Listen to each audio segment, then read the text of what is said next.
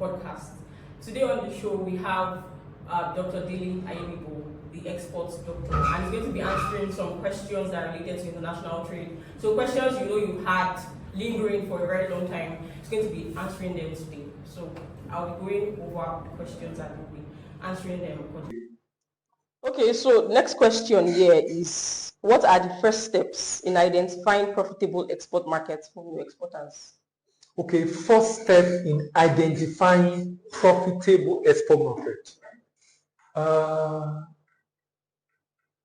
would rather the question is, first step in identifying profitable product.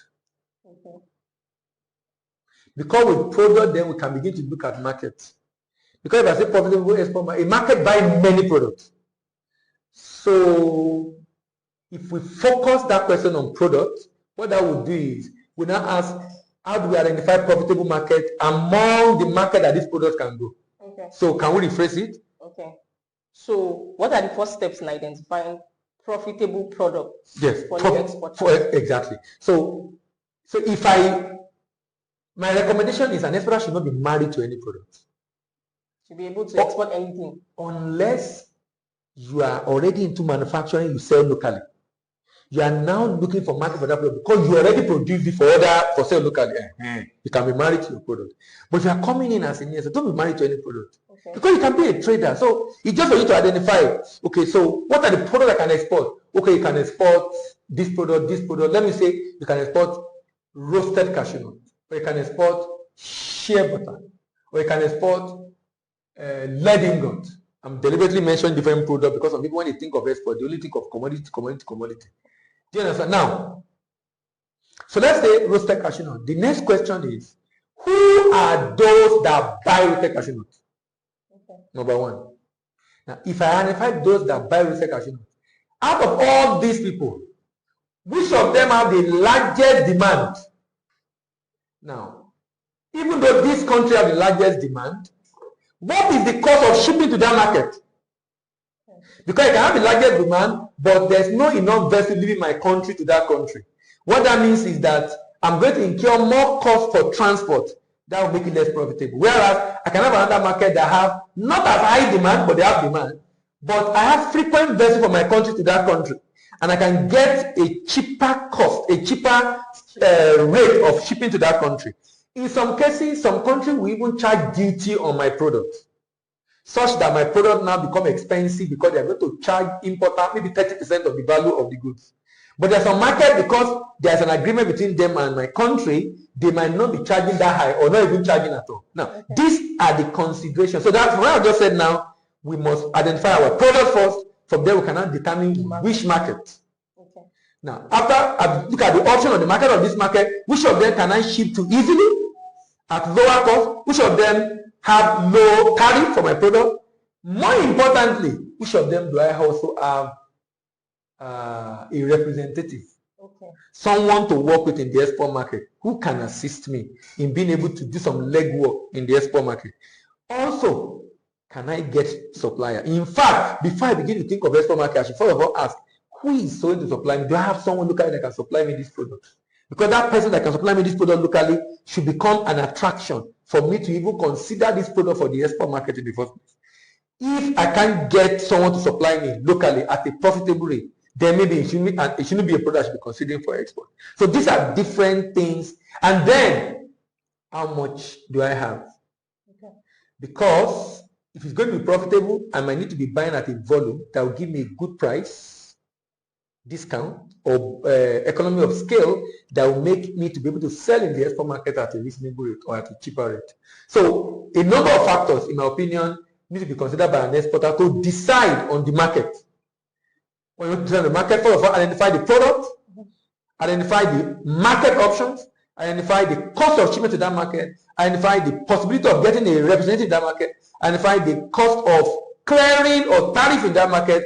All this we have to be able to do a proper analysis and be able to arrive at the most profitable market that we should consider for that product. Okay, sir. My next question is, how can businesses determine if their product is suitable for an international market? How can you decide if your product is suitable for the international market?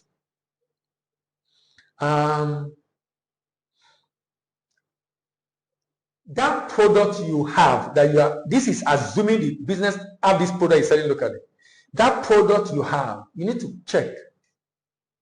Does this product have, I need to identify those selling similar product in the export market and get a sample of it. Okay. This is why having a rep abroad becomes necessary. That helps me to be able to compare my product against that product. If this product is acceptable in this market as it is right now, do I have the same feature? For example, the packaging, the quality of the packaging, the design, the color, the print, the label, the packaging type, the packaging material, and the label. Label will be the name, the quality, and the name, the specifications, the nutritional value of his food item, the constituents that he used to produce, the best before date, the batch number or lot number, the manufacturer detail, barcode, and a number of other details that will be required. So before I need to get a sample of similar product in the export market, compare that with mine to be able to, that's number one. Number two, in addition to that, you can go online. Some countries have regulation document that show the regulation guiding that product in that market. Okay. You can Google and find it online on their government agency website and download it and read it. I'm sure that will give you a lot of insight into the kind of modification you need to do in your product to make it fit for that market. Okay. But is there an instance where somebody like did all of these things and then when the person exported, products were rejected? That's just so he wouldn't have done all these things because how do you? So if I package my product, I package my product now. If I label it, I label it now. So I couldn't have done it, and then things will happen. The only reason why, okay, if I'm doing agro commodity, and even though I buy the right quality product, and we tested it and it was the right quality, but when I put the product in the container, I did not do what is called container preparation, in which they line the container with paper to ensure the item does not touch the wall or the floor, and then put ample bag, desiccant, inside the container to absorb moisture in transit because of the humidity on the sea. If I don't do that, the moisture level of the product can increase before it gets to destination. And the product, we have seen cases where the cashew nut started growing before it gets to destination. And that, of course, becomes a loss to whoever is selling. So it's only a commodity that will likely change, or a product that is already deteriorating or is already at expiry. But typically, it's a finished good manufactured good, which is typically for export is a freshly produced or manufactured goods. I don't see that happening. Yeah. Okay, sir. Next question is, what certifications or licenses are needed to start exporting? Depends. It depends on the product. Okay. But generally, in Nigeria, for example, you will need export certificate, which some people call export license. That document enables you to be able to,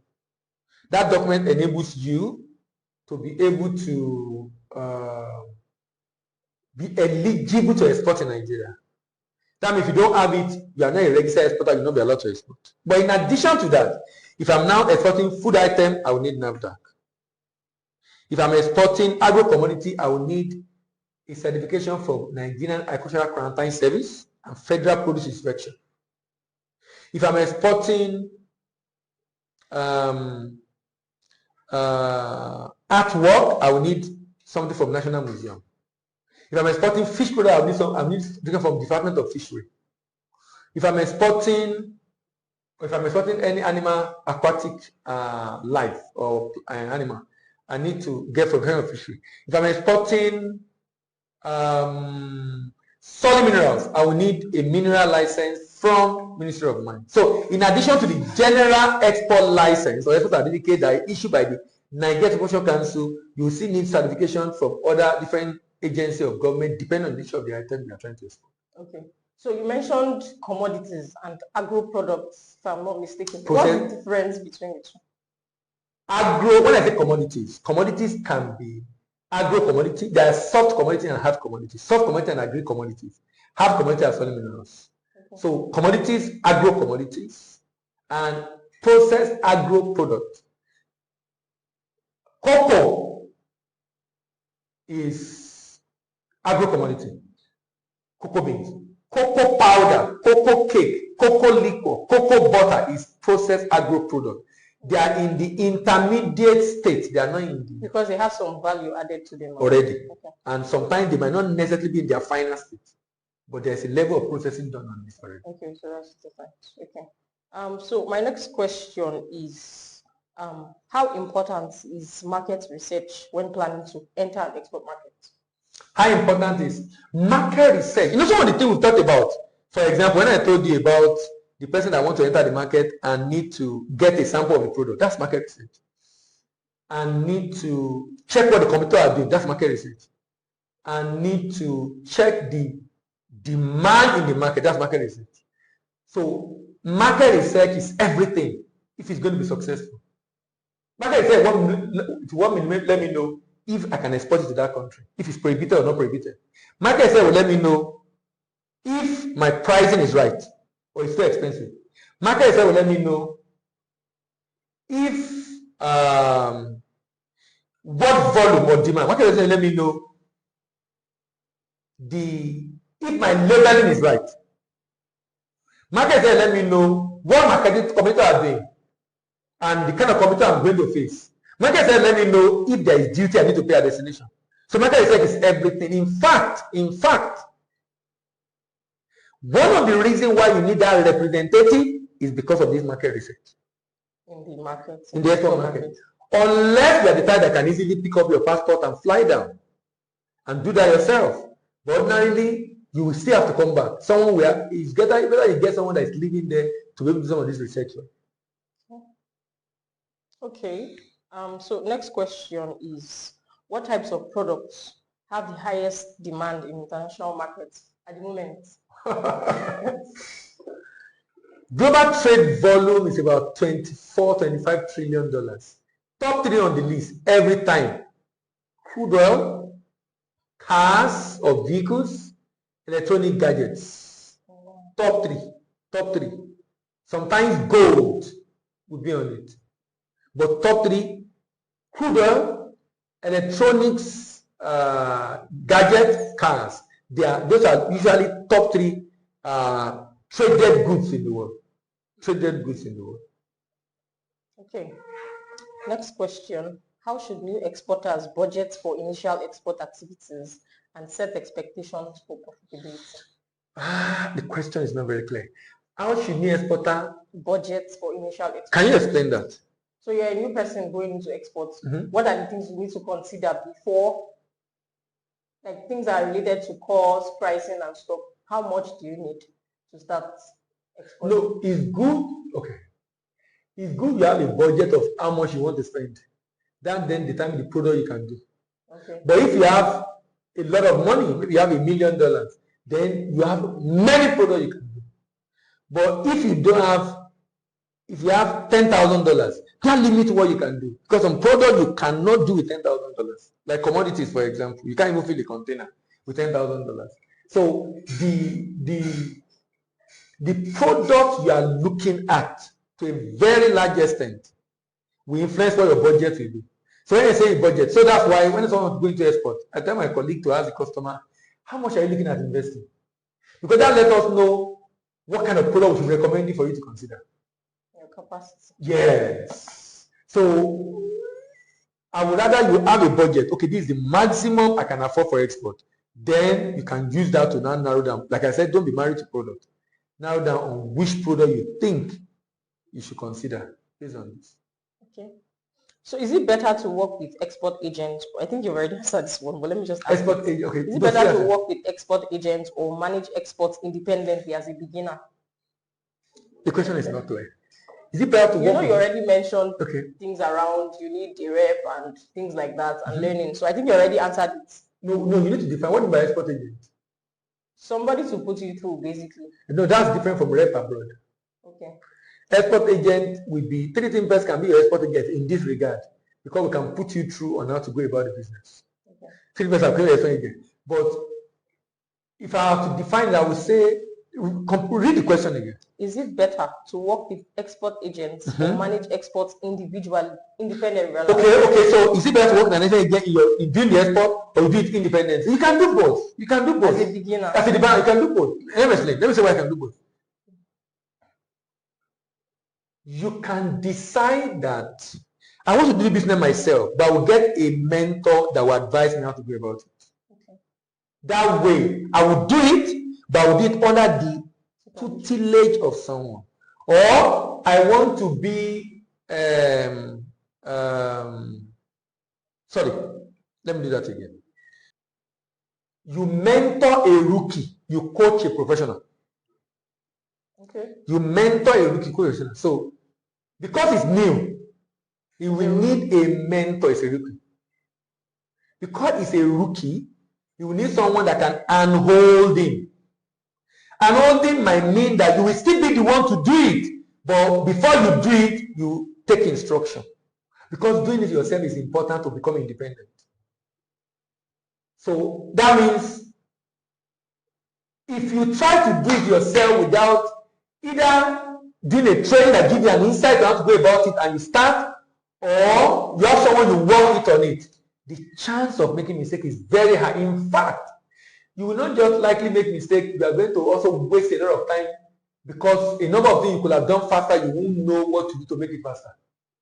So at the end of the day, so for example, you want to get a export license, you might visit Nigerian Promotion Council to get to know that you can do it yourself online. Okay. But if you have spoken to someone that's going to you can do it now, go to this place, this way, before you know, you can do it in 2 hours to get a certificate. But if you don't talk to someone and you have not learned about it, say, oh, then you're going to ask, okay, let me go and ask them. You don't need to go there, but some people have to go there, and he has to have spent time, energy, money before he realizes. And if he doesn't have time to go on time, he might not be able to start time he wants to start, because he needed to visit them before he will take decisions. So, and this is not just for export. Any venture you are going into as an individual, as a business, it's just important you get a consultant, a coach, a mentor, someone to work with you, someone that has gone on the journey, so that there's no surprises. If the person already anticipate what will happen and be able to tell you what to do in this situation, what to do in this situation, that way you can minimize your error rate. If you don't do that, you lose the money. You lose the money. You are going to pay for it. You are going to pay. Because some people don't want to pay. They don't want to pay consultant. They believe what's the consultant doing. Why can't I can't even, is it not to carry the goods with the container and ship it? Why should I need to pay? How will I pay you that kind of money? No problem. Go ahead and do it. I pray you succeed, but the chance that the person is going to have issues is very high, because there's so much to learn. So the likelihood that he will make mistake is very high. So I won't recommend the person even try to do it himself. I'd rather, even if he wants to do it himself, under the instruction of someone who guides step by step what he has to do. Okay. Just a follow-up question to this one. So if someone is not really financially ready, for this person pool his resources with other people who are also interested? Oh yes, we do that. I mean, as a business, we have students in our mentoring class who combine money with other, and we work with them to do shipment together. So we always have export projects that we're doing, and they come raise money and we do it together to be able to do the shipment. That I encourage that, because it's an easy way to start. The only challenge is it's good to have a coordinator in that arrangement that knows what he's doing. Because if all of you are new, then it's blind lead the blind. Both of them will fall into the dish. But if they have a coordinator who knows what to do, and then working with all of them to implement, that makes it easy. But it's a good way to start, combining money together to be able to do what I would call aggregated kind of transaction. Okay. This is my final question. Okay. But I don't know if it's going to lead to some other questions. So it says, are there government programs or support services available to help new exporters get started? Yes, there are so many of them in Nigeria. Some of them are not well funded, so the government agency that's supposed to do don't do it regularly. A good example is Export Expansion Grant.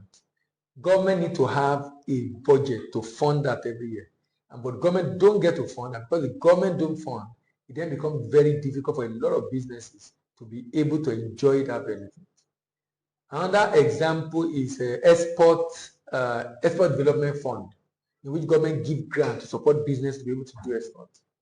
Then tax exemption. If you export in Nigeria, you don't pay VAT on your export proceed. You don't pay export duty if you're exporting from Nigeria. Like people pay import duty.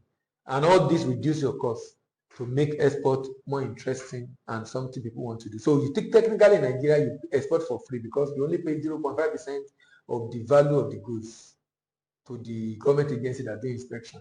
It's called the Nigerian Export Supervision Scheme. So there's so many schemes that government. The only challenge, like I said, is some of the government people are not even aware of it, so they don't take advantage of it. But even the ones who are aware of, many people who are aware and not even take advantage of it because government is not funding some of those initiatives. Okay, so that's all the questions I have for today's episode, and I hope and I believe that you've learned a thing or two from today's episode.